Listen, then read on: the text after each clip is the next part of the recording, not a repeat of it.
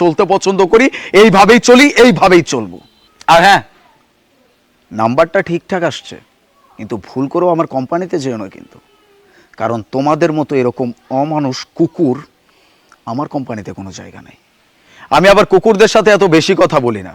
আমার মা আমাকে বলছে, কোনো কুকুর যদি তোকে কামড় দেয়, সেই কুকুরকে আবার তুই কামড়াইতে যাস না, তাহলে সেই কুকুর আর তোর মধ্যে পার্থক্য থাকবে না। মা,